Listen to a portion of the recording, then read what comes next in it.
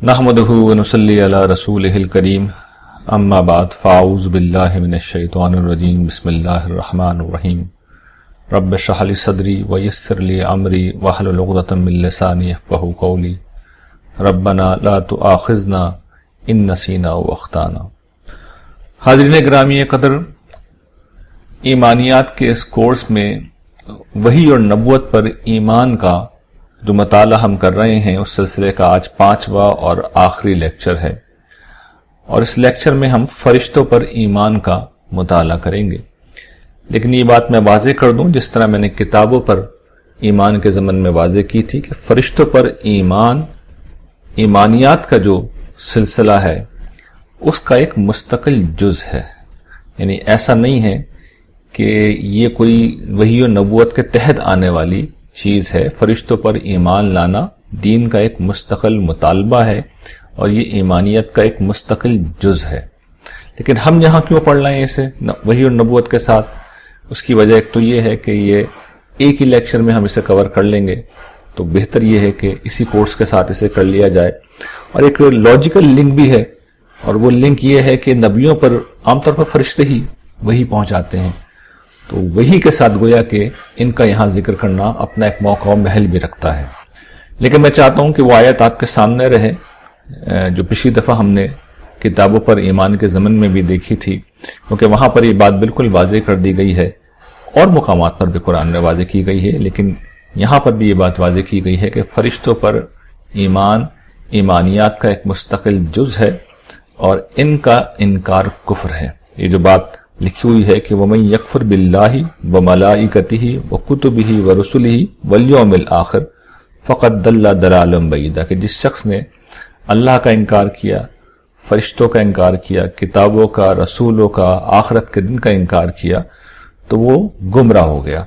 और गुमराही भी कैसी है? ये बहुत दूर की गुमराही, जिसके बाद जहन्नुम की राह सामने आती है, कुछ और सामने नहीं आता। तो ये बात बिल्कुल वाज़ेह रहनी चाहिए कि फरिश्तों पर ईमान एक मुस्तकिल मुतालबा है कि इनकी हस्ती पर ईमान लाया जाए, और जिस तरह कुरान मजीद ने बयान किया है उसको हम तस्लीम करें और फिर हम फुल स्टॉप लगा लें। ईमानियात के ज़मन में मैं बार बार वाज़ेह कर रहा हूँ कि ये जो 5 ईमानियात आपके सामने लिखे हुए हैं, अल्लाह ताला के मुतालबे बस यही हैं। क़यामत के दिन आपसे और मुझसे यही पूछा जाएगा, हमने इन ईमानियात में से कुछ कमी की तो हम जवाब दे हो जाएंगे, और अगर हमने कोई इजाफा किया, क्योंकि हम इजाफे बहुत करते हैं, तो हमें बहुत शौक है इजाफे करने का। आप देखेंगे कि भरे हुए अकायद, मुख्तलिफ गिरोहों के अकायद हैं, तो जिसका जो दिल चाहे अकीदा रखे, अल्लाह ताला ने इस दुनिया में हक दिया है। लेकिन कुरान मजीद के अकीदे ये 5 ही हैं। तो 5 अकीदे हैं, इनके अज्जा हैं जो बाज़ रिवायात के अंदर बयान कर दिए गए हैं, लेकिन उससे कोई छठा सातवां अकीदा वजूद में नहीं आ जाता। अकायद ये 5 ही। अच्छा, ये बात समझ लीजिए कि फरिश्तों को फरिश्ते क्यों कहा जाता है। ये फारसी जबान का लफ्ज़ है। असल में अरबी में तो उनको मलाइका कहा जाता है, और इसकी जो वाहिद है ये जमा है, और इसका जो वाहिद का सीगा है वो मलक है। और मतलब क्या, जो असल है इसकी वो सब में सेम है। यानी फरिश्ते का मतलब भी भेजा हुआ है, पैगाम्बर है, मलक का मतलब भी पैगाम्बर है। और इसी तरह एक और जो लफ्ज़ कुरान मजीद में फरिश्तों के लिए इस्तेमाल हुआ है, रसूल, बाज़ मकामात पर ये लफ्ज़ भी इस्तेमाल हुआ है, रसूल। तो इसका मतलब भी यही है कि भेजा हुआ, फरस्तादा, अल्लाह की तरफ से आया हुआ, अल्लाह का पैगाम्बर। तो फारसी में इसका मतलब यही है, अरबी में मतलब यही है, इसलिए कि एक आलमगीर तस्वुर है, दीगर मज़ाहिब में भी मौजूद है, और ये इस्लाम के अंदर भी इस चीज़ को बयान किया गया है। इसमें जो बात, एक अहम बात है कि फरिश्तों का रोल क्या होता है। देखिए, ये एक नूरी मखलूक है, और ये तजल्लियात इलाही का तहम्मुल किसी दर्जे में कर सकते हैं। यानी इसको एक मिसाल से यूं समझें कि हम में से किसी शख्स के लिए ये मुमकिन नहीं है कि सूरज को टिकटिकी बांध के देखे, तो हर शख्स जो है हर चीज का तहम्मुल नहीं कर सकता। तो आम मखलूक़ात अल्लाह ताला की तजल्लियात का तहम्मुल करने की बिल्कुल भी इस्तेदाद नहीं रखती, लेकिन फरिश्ते किसी दर्जे में ये इस्तेदाद रखते हैं, उन्हें इसी तरह बनाया गया है। तो वो अल्लाह ताला की तरफ से पैगामात को लेते हैं, अहकाम को लेते हैं, और फिर दीगर मखलूक तक वो अहकाम और वो पैगाम पहुंचाते हैं। इसको यूं भी कहा जा सकता है कि वह आलम लाहूत से आलम नासूत तक के दरमियान का एक वसीला है, एक बीच का दरमियाना जरिया है। आलम लाहूत क्या होता है? गैर मादी दुनिया, اور عالم ناسوت وہ دنیا ہے جسے انسان اپنے حواس اور اپنی عقل سے سمجھ سکتے ہیں، اس کا احاطہ کر سکتے ہیں۔ تو وہ دنیا گویا کہ جو غیبی دنیا ہے، جو انسان کی پہنچ سے دور ہے، وہ خدا کی دنیا ہے، غیر مادی دنیا ہے، وہاں سے یہ احکام اور پیغام لیتے ہیں اور پھر اس مادی دنیا تک وہ منتقل کرتے ہیں۔ اچھا، ان کی جو پہنچ کا اور پرواز کا بیان قرآن مجید نے کیا ہے، اور اس کے لیے جو ایک استعارہ قرآن مجید نے لیا ہے، وہ ایک آیت سورہ فاطر کی آیت نمبر 1 ہے، جس میں اللہ تعالیٰ نے بیان کیا ہے کہ شکر کا سزاوار حقیقی اللہ ہے، آسمانوں اور زمین کا خالق، فرشتوں کو 2-2 3-3 اور 4-4 پروں والے پیغام رساں بنانے والا، وہ خلق میں جو چاہے اضافہ کر دیتا ہے، بے شک اللہ ہر چیز پر قادر ہے۔ یہ کس چیز کا بیان ہے؟ یعنی یہ جو 2-2 3-3 اور 4-4 پر ہیں، یہ فرشتوں کی پہنچ اور ان کی پرواز کا بیان ہے۔ یعنی اس کو ظاہر ہے کہ یہ فرشتے کس طرح ان کے پر ہوتے ہیں، ہم اس چیز کو سمجھنے سے بالکل بھی قاصر ہیں، یہ امور متشابہات ہیں۔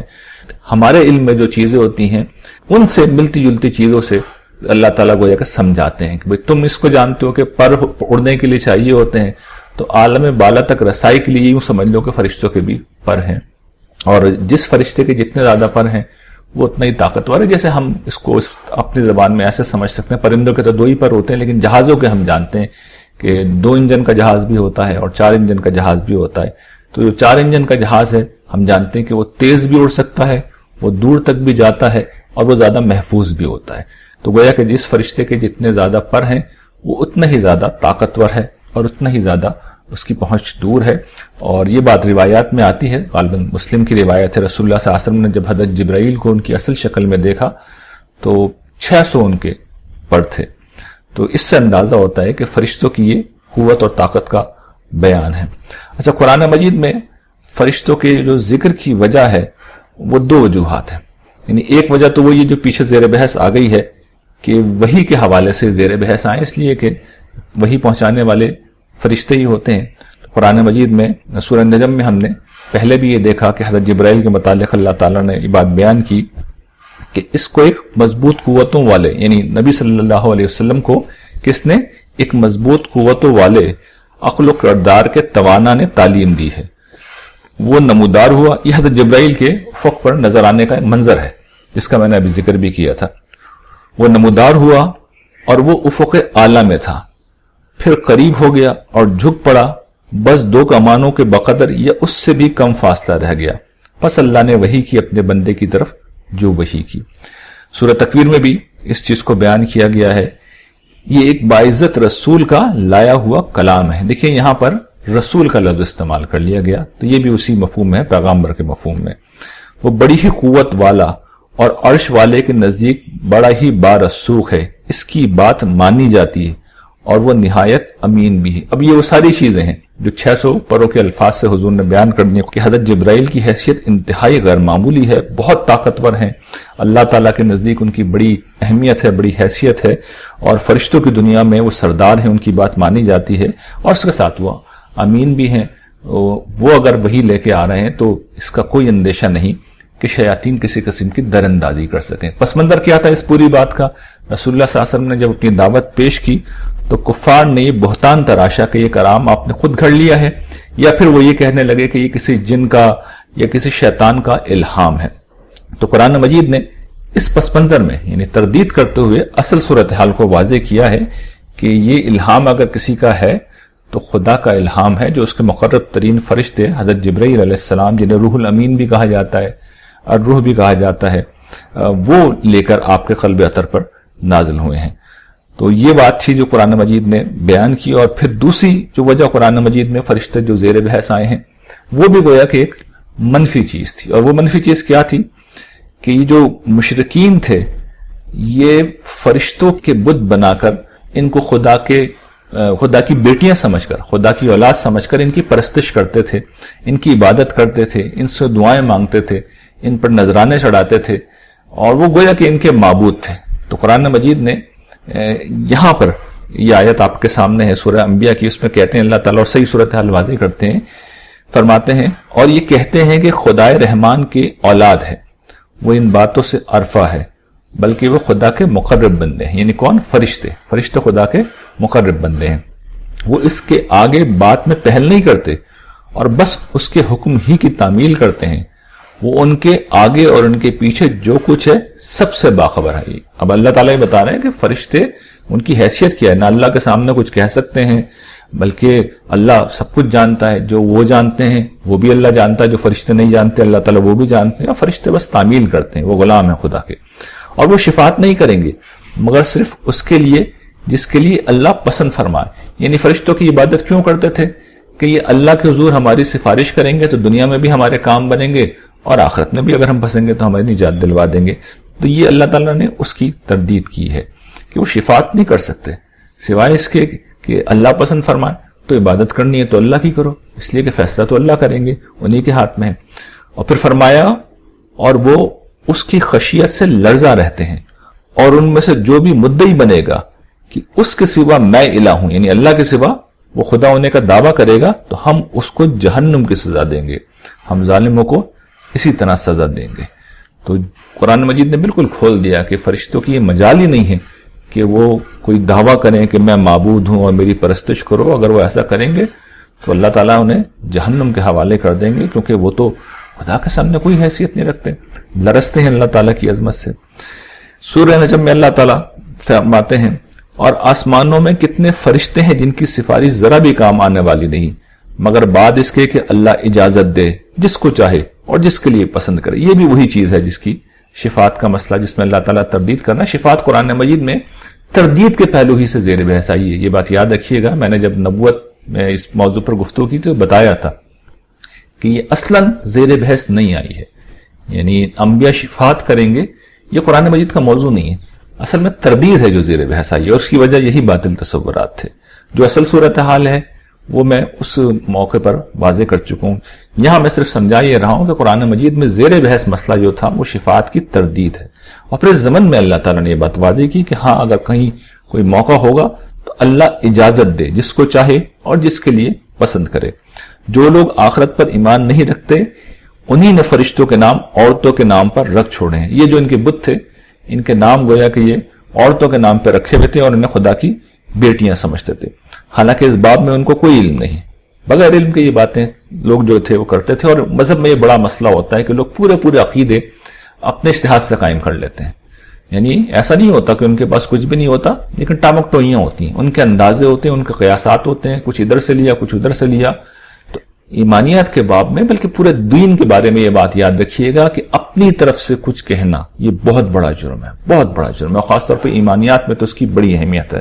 تو بہت محتاط رہنا چاہیے، نہ کچھ کمی کرنی ہے نہ کوئی اضافہ کرنا ہے۔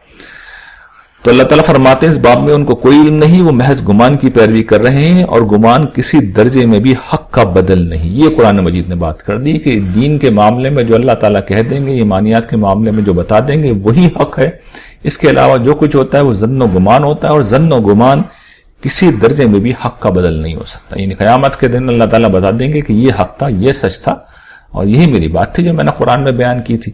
ظاہر ہے کہ اس کے بعد ہر وہ شخص جو اضافی عقیدے لے کے پہنچے گا وہ بری طرح پھنسے گا۔ تو یہ سوچ لینا چاہیے، یہ ایک بہت سنگین چیز ہے جس کا لوگ ارتکاب کرتے ہیں۔ تو یہ وہ دو وجوہات تھیں جن کی بنا پر فرشتوں کا ذکر قرآن مجید میں آیا ہے، یعنی دونوں چیزیں، یا تو الہام شیطان کا الزام لگا رہے تھے، اس کی تردید میں قرآن مجید نے بتایا کہ نہیں یہ تو فرشتوں کا الہام ہے، یا پھر وہ فرشتوں کو معبود بنائے بیٹھے تھے، شرک کر رہے تھے، اس کی تردید میں قرآن مجید نے ان کا ذکر کیا۔ لیکن مثبت طور پر بھی قرآن مجید میں اللہ تعالیٰ نے فرشتوں کے حوالے سے کئی باتیں بتائی ہیں جن کی روشنی میں تاثر یہ سامنے آتا ہے کہ فرشتے گویا کہ یہ جو اللہ تعالیٰ کا تکوینی نظام ہے، اللہ تعالیٰ کی قدرت سے دنیا کا جو نظام چل رہا ہے، تو اس کو تمثیل سے میں سمجھا رہا ہوں، ایک مثال سے میں سمجھا رہا ہوں کہ جیسے اس دنیا میں بیوروکریسی ملک کا نظام چلاتی ہے، تو گویا کہ خدائی نظام میں ان کی حیثیت بیوروکریسی کی ہے، اور یہ اللہ تعالیٰ کا حکم سنتے ہیں اور پھر مخلوق پر اس حکم کو نافذ کر دیتے ہیں۔ اچھا، اب وہ کیا کیا کام ہے جو یہ کرتے ہیں اس کو سمجھ لیجئے، ایک ایک کر کے ہم ان کاموں کا جائزہ لیتے ہیں جو قرآن مجید میں بیان ہوئے ہیں۔ ایک کام یہ بیان ہوا ہے کہ یہ اللہ تعالیٰ کے احکام کا نفاذ کرتے ہیں اور پھر اس کے حضور پیش ہو کر رپورٹ کرتے ہیں۔ تو قرآن مجید نے اس کو بیان کیا ہے۔ لیلۃ القدر کے متعلق جب اللہ تعالیٰ نے سورہ قدر میں گفتگو کی تو اس میں بتایا کہ اس میں، یعنی اس رات میں فرشتے اور روح اترتے ہیں ہر امر میں اپنے رب کی اجازت کے ساتھ. یعنی لیلۃ القدر جس کے اندر دیگر مقامات پر یہ بتایا گیا غالباً سورہ دخان میں کہ فیصلے ہوتے ہیں اللہ تعالیٰ کی طرف سے کائنات کے، تو وہ فیصلے لے کے یہ فرشتے ہیں اور حضرت جبرائیل ہیں جو تشریف لاتے ہیں، اور پھر وہ گویا کہ زمین کے فرشتوں کے حوالے کر دیے جاتے ہیں، اور پھر وہ سال بھر میں چیزوں کو امپلیمنٹ کیا جاتا ہے. اور پھر اوپر کس طرح رپورٹنگ ہوتی ہے اس کی طرف سورہ معارج میں اشارہ کیا گیا ہے. فرماتے ہیں اس کی طرف یعنی اللہ تعالیٰ کی طرف فرشتے اور جبرائیل صعود کرتے ہیں، یعنی اس کی طرف بلند ہوتے ہیں، چڑھتے ہیں ایک ایسے دن میں جس کی مقدار 50,000 سال کے برابر ہے. یعنی اللہ تعالیٰ کے حضور جب وہ پیش ہوتے ہیں تو پیش ہوتے ہوتے انہیں 50,000 سال لگ جاتے ہیں. یہ گویا کہ اللہ تعالیٰ کی اپنی تقویم میں کوئی مرحلہ ہے کہ 50,000 سال میں جا کے گویا کہ ایک پوری اسکیم اللہ تعالیٰ کی طرف سے مکمل ہو جاتی ہے. تو پھر اس کی رپورٹنگ ہے جو اس موقع کے اوپر کی جاتی ہے. قرآن مجید میں دیگر مقامات پر سورہ حج میں، سورہ سجدہ میں یہ بات بیان کی گئی ہے کہ 1000 برس کے اندر بھی معاملات ہوتے ہیں. لیکن 1000 برس میرا تاثر ہو سکتا ہے کہ اس میں کوئی غلطی ہو، اس لیے کہ اپنے تاثر کے طور پہ بیان کرنا چاہیے. 1000 برس والی بات تو اللہ تعالیٰ نے بیان کی ہے، لیکن میرا تاثر یہ کہ 1000 برس میں جو رپورٹنگ ہوتی ہے اس کا تعلق انسانوں کے معاملات سے ہے، اور 50,000 سال میں جو رپورٹنگ ہوتی ہے اس کا تعلق کائنات کے نظام میں، یعنی کائنات کے نظام میں کوئی معاملہ ہو رہا ہوتا ہے وہ 50,000 برس میں ہوتا ہوگا. لیکن اللہ تعالیٰ بہتر جانتے ہیں، یہ میرا محض قیاس ہے. اچھا، پھر ایک اور بھی فرشتے ہیں جن کا ذکر بہت نمایاں طور پہ کیا گیا ہے، وہ ہے حاملین عرش. ان کے متعلق ارشاد ہوتا ہے جو عرش کو اٹھائے ہوئے اور جو اس کے ارد گرد ہیں وہ اپنے رب کی تسبیح کرتے رہتے ہیں اس کی حمد کے ساتھ، اور اس پر ایمان رکھتے ہیں اور ان لوگوں کے لیے استغفار کرتے ہیں جو ایمان لائے ہیں. اے ہمارے رب، تیری رحمت اور تیرا علم ہر چیز کا احاطہ کیے ہوئے ہے. تو ان لوگوں کی مغفرت فرما جو توبہ کریں اور تیرے راستے کی پیروی کریں، اور ان کو عذاب جہنم سے بچا. یہ بڑی خوبصورت آیت ہے، یعنی ہمارے لیے، ہم گنہگاروں کے لیے اس میں بڑا ہی حوصلے کا سامان ہے کہ اللہ کے فرشتے اور اتنے مقرر فرشتے ہم جیسے گنہگاروں کے لیے جو ایمان کی دولت جن کو اللہ نے اپنے فضل سے عطا کر دی ہے تو ان کے لیے وہ دعا کرتے ہیں. تو یہ وہ فرشتے ہیں جو اللہ تعالیٰ کے بہت مقرب ہیں، اور یہ اللہ کی تسبیح بھی کرتے ہیں، اس کی حمد بھی کرتے ہیں، اس پر ایمان بھی رکھتے ہیں، اس کے فیصلوں کو قبول بھی کرتے ہیں. اور یہی فرشتے ہیں جو قرآن مجید میں آیا ہے کہ قیامت کے دن اللہ تعالیٰ کے فرش کو اٹھائے ہوئے ہوں گے اور فرشتے اس کے کناروں پر ہوں گے، اور تیرے رب کے عرش کو اس دن 8 فرشتے اپنے اوپر اٹھائے ہوئے ہوں گے. یہ امور متشابہات میں سے ہم نہیں جانتے کہ اس کی کیا حقیقت ہے. خود یہ جو عرش کا بھی جو اللہ تعالیٰ نے ذکر کیا ہے، اس کو بیان کیا ہے، یہ بھی امور متشابہات میں سے ہے. یہ جو امور متشابہات ہیں جیسا کہ میں پہلے عرض کر چکا ہوں کہ ملتی جلتی چیزیں، یعنی جن چیزوں کو ہم جانتے ہیں تو ان چیزوں کو لیتے ہیں اور ان سے پھر وہ حقائق سمجھاتے ہیں جو ہم نہیں سمجھ سکتے. عالم لاہوت کے جو حقائق ہیں، جو غیبی دنیا کے حقائق ہیں، جو ہم اپنے حواس، علم، عقل سے جن کا احاطہ نہیں کر سکتے، تو ہماری دنیا میں جو ان سے ملتی جلتی چیزیں پائی جاتی ہیں ان کے ذریعے سے پھر ان کو سمجھایا جاتا ہے. تو عرش کیا ہوتا ہے اس دنیا میں؟ بادشاہ تخت کے اوپر بیٹھتے ہیں، فرمان جاری کرتے ہیں، عربی میں اس کو عرش کہتے ہیں. تو یہ گویا کہ اللہ تعالیٰ جہاں سے احکام جاری کرتے ہیں یہ اس جگہ کا بیان ہے. ہم نہیں جانتے کہ اس کی نوعیت کیا ہے، لیکن بہرحال ہمیں اس پر ایمان رکھنا چاہیے. اور اس کا اصل مطلب یہ ہے، جو اصل بتانے کا مقصد یہ ہے کہ اللہ تعالیٰ کائنات کو بنا کے کہیں کونے میں نہیں چلے گئے ہیں، بلکہ وہ کائنات کا نظام چلا رہے ہیں. یہیں سے یہ بات اخذ کی جا سکتی ہے کہ پہلے جو چیز بیان ہوئی تھی کہ اللہ کے احکام کا نفاذ، وہ گویا کہ ایک لانگ ٹرم تقدیر کا معاملہ تھا، یعنی ایک فیصلے ہیں اللہ تعالیٰ کے جس میں کائنات کا نظام چل رہا ہے. تو وہ تو مجموعی طور پر ہی نافذ ہوتا ہے کہ ایک فیصلہ ڈیسیجن دے دیا جاتا ہے اور اس کے مطابق 50,000 سال میں، 1000 برس میں کوئی نہ کوئی بڑی تبدیلی، کوئی چینج آ جاتی ہے. اور ایک وہ ہے جو اللہ تعالیٰ فوری طور پہ فیصلے کر رہے ہوتے ہیں، اس لیے کہ لمحہ بلمحہ وہ واقف بھی ہیں، سن بھی رہے ہیں. کسی نے دعا مانگی، کسی نے پکارا، تو وہ جو محاورہ ہمارے یہاں ہے کہ عرش ہل گیا، تو اللہ تعالیٰ کی طرف سے فوراً جواب آتا ہے. اور پھر فوراً جو بعض اوقات مداخلت ہوتی ہے چیزوں میں، تو وہ فوری فیصلے اللہ تعالیٰ کر رہے ہوتے ہیں اور ہر چیز سے وہ لمحہ بلمحہ باخبر رہتے ہیں. پھر فرشتوں کا ایک بہت اہم کام ہے جو گرچہ پیچھے بیان ہوا ہے حاملین عرش کے حوالے سے، لیکن اور جگہ بھی بیان ہوا، جیسے سورہ رات کی آیت ہے کہ وہ اللہ کی حمد اور تسبیح کرتے ہیں. ارشاد ہے، اور بجلی کی گرج اس کی حمد کے ساتھ تسبیح کرتی ہے اور فرشتے بھی اس کے ڈر سے اس کی تسبیح کرتے ہیں. تو یہ جو قرآن مجید نے بات بیان کی، اس سے معلوم ہوتا ہے کہ تمام مخلوقات اللہ تعالیٰ کی تسبیح کرتی ہیں. یہاں پر بجلی کے کڑکنے کو بیان کیا گیا اور ساتھ میں یہ بتایا گیا کہ فرشتے بھی اس موقع کے اوپر لرز اٹھتے ہیں کہ خدا کا ایک قہر بن کے کہیں پر نازل نہ ہو جائیں, اور وہ اللہ کی تسبیح و پاکی بیان کرتے ہیں. تو یہ بھی ان کا ایک وظیفہ ہے. وہی لے کر ہم پیچھے پڑ چکے ہیں, وہ نازل ہوتے ہیں. وہاں حضرت جبرائیل کا ذکر ہم نے پڑھا تھا, دیگر مقامات پر اور فرشتوں کا بھی ذکر ہے. سورہ نحل میں اللہ تعالیٰ ارشاد فرماتے ہیں وہ اپنے بندوں میں سے جس پر چاہتا ہے اپنے حکم کی وحی کے ساتھ فرشتے اتارتا ہے, اس ہدایت کے ساتھ کہ لوگوں کو آگاہ کر دو کہ میرے سوا کوئی معبود نہیں, تو مجھ ہی سے ڈرو. یہاں پر دیکھیں فرشتوں کا ذکر ہے. سورہ عبس میں اللہ تعالیٰ کہتے ہیں ہرگز نہیں, یہ تو ایک یاد دہانی ہے, تو جو چاہے یاد دہانی حاصل کرے.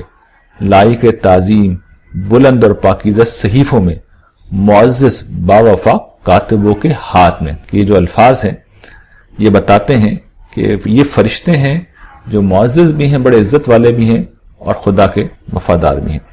ان کا ایک اور فنکشن, یہ کام جو بیان ہوا ہے کہ یہ انسانوں کے اعمال کی نگرانی کرتے ہیں اور ان کے اعمال کو, ان کے نامہ اعمال کو ریکارڈ بھی کرتے ہیں. سورہ یونس میں اللہ تعالیٰ فرماتے ہیں جو چالے تم چل رہے ہو ہمارے فرستادے ان کو نوٹ کر رہے ہیں, ان کو لکھ رہے ہیں. ہرگز نہیں, بلکہ تم جزا کو جھٹلاتے ہو, حالانکہ تم پر نگران مامور ہیں. عالی قدر تمہارے اعمال و اقوال لکھنے والے, وہ جانتے ہیں جو تم کرتے ہو. تو یہ فرشتے ہیں جو اعمال کا ریکارڈ رکھتے ہیں, اور قیامت کے دن پھر یہ بات بیان ہوئی ہے سورہ قاف میں اور دیگر مقامات پر بھی کہ یہی فرشتے ہیں جو انسانوں کو لے کر اللہ تعالیٰ کی بارگاہ میں پیش کریں گے کہ پروردگار یہ آپ نے ہمارے سپرد کیا تھا بندہ, یہ اس کا نامہ اعمال ہے اور یہ بندہ آپ کے حوالے. تو یہ وہ چیز ہے جو قرآن مجید میں بیان ہوئی ہے کہ یہ فرشتے ہمارے اعمال ریکارڈ بھی کر رہے ہیں اور اللہ کے حضور ہمیں قیامت کے دن پیش بھی کریں گے. بشارت و عذاب کے پہلو سے بھی ان کا ذکر آیا ہے. سورہ انفال میں جنگ بدر کے موقع پہ اللہ تعالیٰ نے یہ بات بیان کی, اور یاد کرو کہ جب تم اپنے رب سے فریاد کر رہے تھے تو اس نے تمہاری فریاد سنی کہ میں 1000 فرشتے تمہاری کمک کو بھیجنے والا ہوں جو ایک دوسرے کے پیچھے آتے جائیں گے. پھر آگے فرمایا یاد کرو جب تمہارا رب فرشتوں کو وحی کر رہا تھا کہ میں تمہارے ساتھ ہوں تو تم ایمان والوں کو جمائے رکھو, میں کافروں کے دلوں میں روب ڈال دوں گا, تو مارو ان کی گردنوں پر اور مارو ان کے پور پور پر. یہ جنگ بدر کا ذکر ہے کہ یہ عذاب جب نازل ہوا تو کفار کے لیے عذاب فرشتے لے کے آئے اور اہل ایمان کے لیے خوشخبری تھی. جنگ احد کے موقع پر بھی یہی وعدہ کیا گیا تھا, اور اسی طرح سورہ احزاب میں جنگ احزاب کے موقع پر بھی ذکر ہے کہ اس موقع پہ بھی جو آندھی آئی تھی تو اللہ تعالیٰ وہاں یہ کہتے ہیں کہ ساتھ میں فرشتے بھی آئے تھے. وہ فوج آئی تھی جو تمہیں نظر نہیں آ رہی تھی, لیکن کفار کو وہ روایت میں آتا ہے کہ نظر آئے اور وہ ان سے پھر مروب ہو گئے. حضرت ابراہیم کے ذکر میں اللہ تعالیٰ نے یہ بات بیان کی ہے سورہ ہود میں, اور ابراہیم کے پاس ہمارے فرستادے خوشخبری لے کے آئے. خوشخبری کس چیز کی تھی؟ حضرت اسحاق اور حضرت یعقوب کی پیدائش کی, اور ساتھ میں وہ عذاب کی خبر بھی لائے تھے قوم لوط کے لیے. تو جب حضرت ابراہیم کو کچھ اندیشہ ہوا تو پھر انہوں نے جواب دیا, وہ بولے کہ تم کوئی اندیشہ نہ کرو, ہم تو قوم لوط کی طرف بھیجے گئے ہیں. اور اسی موقع پر یہ بات واضح بھی ہوتی ہے کہ فرشتے انسانی شکل میں آئے تھے تو وہ انسانی قالب بھی اختیار کر سکتے ہیں. اور یہ بات بھی اس جگہ کے ان مقامات کے مطالعے سے معلوم ہوتی ہے کہ جس وقت فرشتوں سے حضرت ابراہیم گفتگو کر رہے تھے تو گویا کہ وہ اللہ تعالیٰ سے گفتگو کے مترادف تھے, یعنی فرشتے اللہ تعالیٰ کی طرف سے انسٹنٹلی جواب دے رہے تھے. اچھا, پھر ایک اور جو موقع ہے موت کے وقت اور میدان حشر میں, موت کے وقت جو روح قبض کی جاتی ہے یہ بھی ملک الموت کا یعنی موت کے فرشتے اور دیگر فرشتے بھی اس موقع پہ آتے ہیں تو وہ جان قبض کرتے ہیں. ارشاد باری تعالیٰ ہے کہہ دو کہ تمہاری جان وہ فرشتہ ہی قبض کرتا ہے جو تم پر مامور ہے, پھر تم اپنے رب ہی کی طرف لوٹائے جاؤ گے. دیگر مقامات پر قرآن مجید میں یہ بات بیان کی گئی ہے کہ اس موقع پر اور بھی فرشتے ہوتے ہیں اور جو نیکوکار ہوتے ہیں وہ ان کو خوشخبری سناتے ہیں, سلامتی کا پیغام پہنچاتے ہیں, اور جو بدکار ہوتے ہیں جو کفار ہوتے ہیں جن کی ہلاکت کا فیصلہ ہو چکا ہوتا ہے وہ ان کو مارتے ہوئے پیٹتے ہوئے ان کی روحوں کو قبض کرتے ہیں, اور بہت تکلیف دہ وہ وقت ہوتا ہے, یعنی عذاب اسی وقت شروع ہو جاتا ہے, اور جو نیک ہوتے ہیں ان کے اوپر انعام موت کے وقت شروع ہو جاتا ہے. اور یہی میں بار بار توجہ دلاتا ہوں کہ دیکھیے فیصلہ میری آپ کی موت کے ساتھ ہو جائے گا, تو ہمیں وہ اعمال کرنے چاہیے کہ ادھر ہمارا دم نکلے اور ادھر جنت والے فرشتے خوشخبری والے فرشتے ہمارے منتظر ہوں. ہم کیوں آخرت تک اپنے فیصلے کو ملتوی رکھیں کہ وہاں کھڑے رہیں خوار ہوں.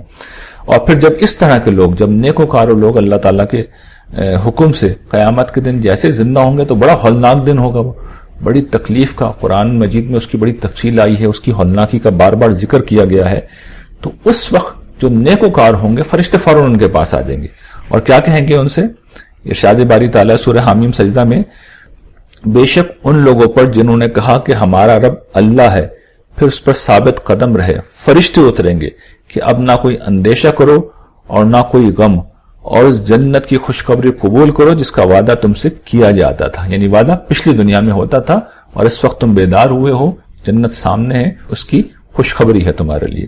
ہم دنیا کی زندگی میں بھی تمہارے ساتھی رہے اور آخرت کی زندگی میں بھی تمہارے ساتھی ہیں. تو اس سے یہ بات معلوم ہوئی کہ دنیا میں گرچہ فرشتے ہم کو نظر نہیں آ رہے ہوتے لیکن وہ ہمارے ساتھ ہوتے ہیں اور بہت سی چیزوں سے ہمیں بچاتے ہیں، ہمارا تحفظ کرتے ہیں.